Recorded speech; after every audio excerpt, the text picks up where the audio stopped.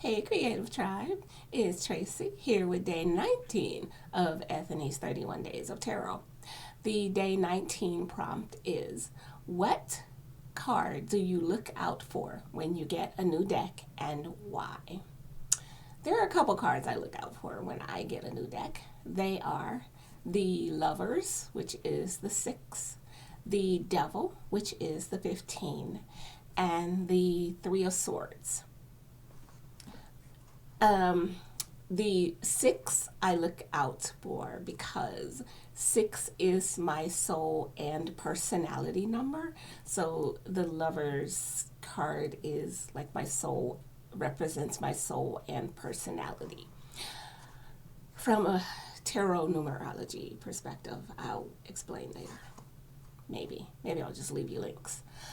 Um, and the Devil is the shadow card to the Lovers. So when I first started learning tarot and did the numerology, and my soul card and personality card both come up, numbers are both 6, and the Devil is my shadow card, I was just like, wait, what? I don't want to play this. This is not okay. I don't want to play. No. But that also meant I spent a lot of time as a brand new tarot user researching the symbolism of these cards and the meanings of these cards, and I read a bunch of really old stuff from Arthur Waite, which was just stuff that it's just hard to read. It's just like, what language are you speaking, man?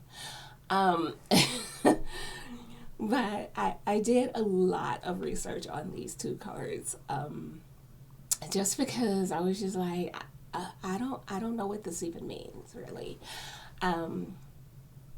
So, and because of that, I have feelings about how these cards should be portrayed.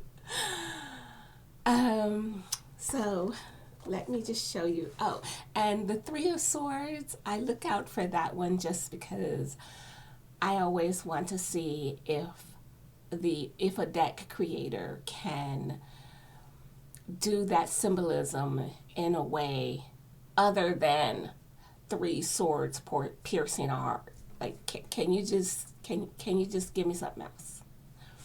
So I always look for that one for that reason. Yeah. So let me just show you a couple examples. Examples. We like examples. Uh-oh.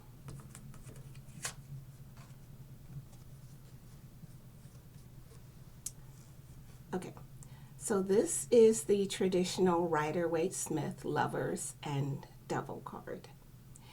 And looking at them side by side, you can probably see the similarness of the symbolism. And both cards talk a lot about, both cards symbolize choices, and what choices are you making and why are you making those choices, and what choices are you then being given because of the other choices that you've made.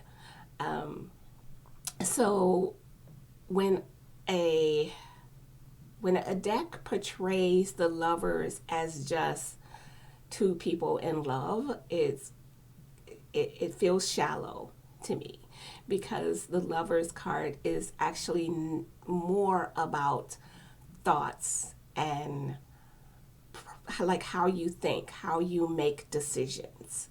And the Devil card is more about,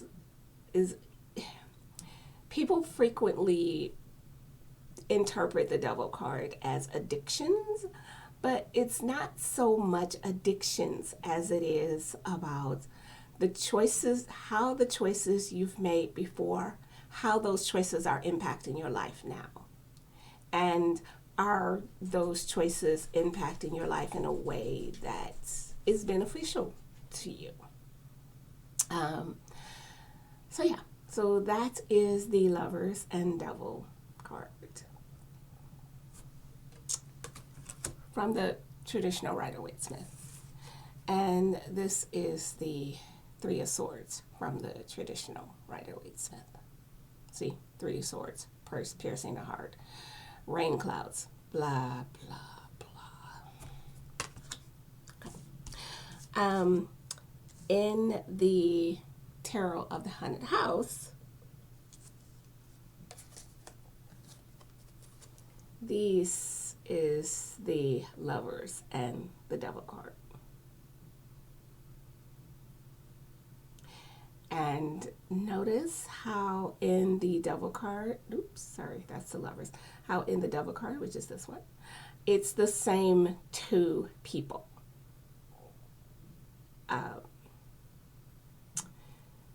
So I like it when deck creators bring that symbolism into the Devil card, because it's important. And here is the Three of Swords from the Tarot of the Haunted House. There are three swords on the wall behind them. And she is being pierced through the heart, but not with a sword, with a wooden stake, because the swords represent vampires in this deck.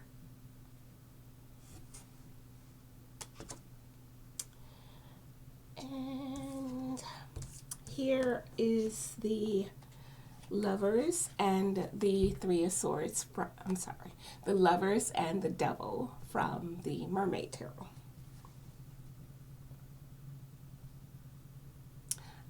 In the Mermaid Tarot, I love that with the Lovers, which is this one, the Lovers also has a strong symbolism for self-love and self-esteem. And I love that they portrayed that in this card, because she's basically looking at herself in a mirror and a different version of herself in a mirror.